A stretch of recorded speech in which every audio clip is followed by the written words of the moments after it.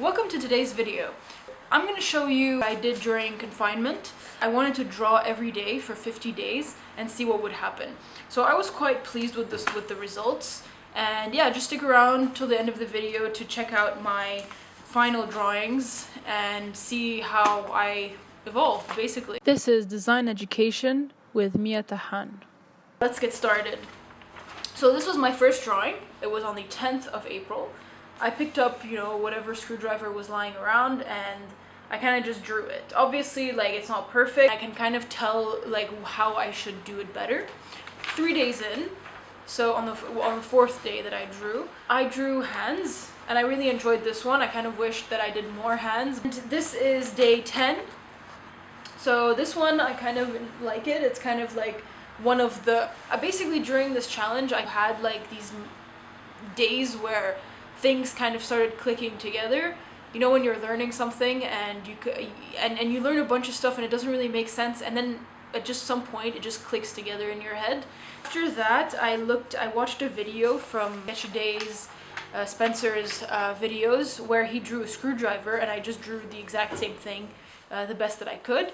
It's not great, but it kind of reminded me of a lot of things, so it reminded me to draw bigger, and also remember that a strong perspective can often make your product look more real. Highlighting without actually using any white, just using the white of the paper, that was actually something that also clicked.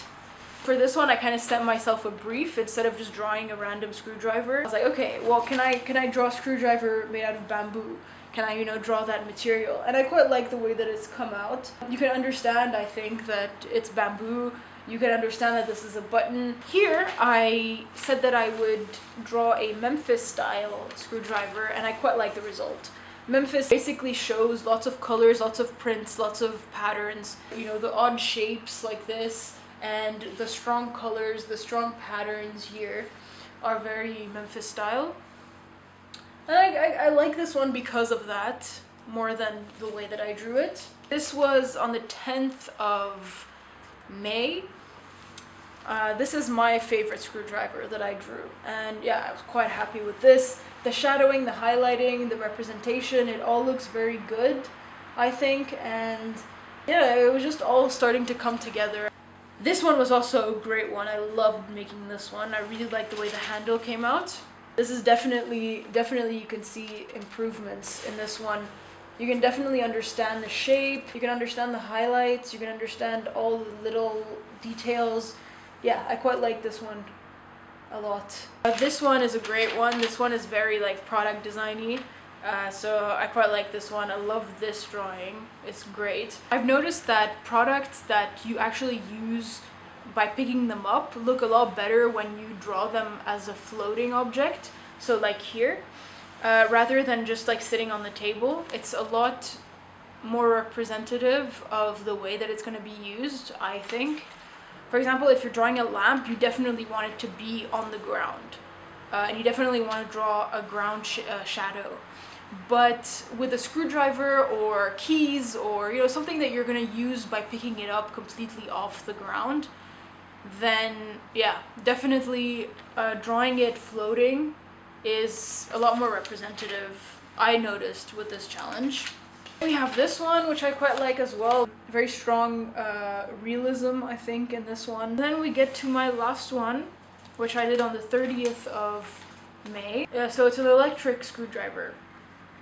And I kind of like this one. There's some things that are off with it today that I see.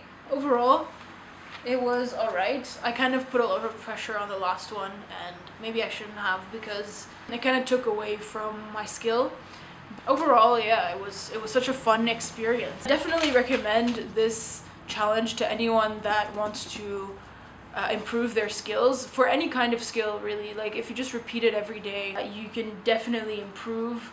Something that doesn't get said enough is that drawing, definitely people have talent for it, for visualizing, for putting it down on a paper.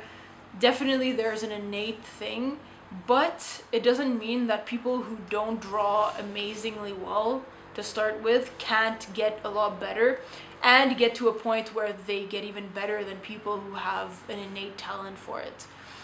So yeah, my advice is, if you need to use this tool in your everyday life, or if you want to draw as a hobby and you just feel like, ugh, like what's the point, I'm not even able to draw, don't give up, really don't. I started my degree and I couldn't even draw really well at all.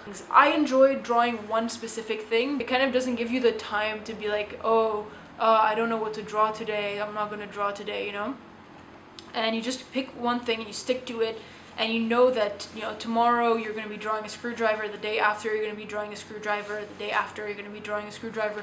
So it just really constrains you to just focus on the skill rather than the ideas that you want to put forward. If you enjoyed this video, please like it and subscribe for more every week, and I'll see you later.